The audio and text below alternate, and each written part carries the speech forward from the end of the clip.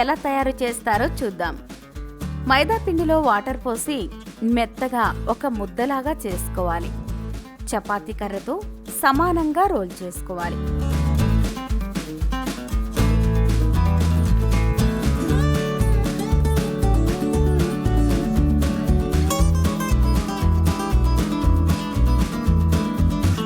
దీనిని సమానంగా ముక్కలుగా కట్ చేసుకోవాలి.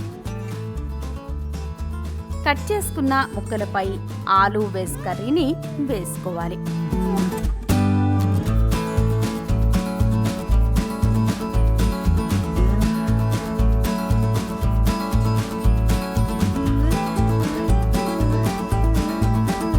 సమానంగా అన్ని పఫ్ని రోల్ చేసుకోవాలి.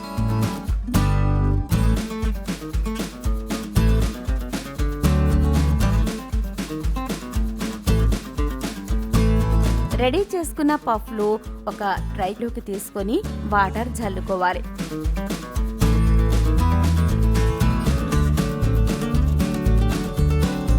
ఈ ప్లేట్స్ ఓవెన్లో పెట్టి 15 నిమిషాలు ఉంచాలి.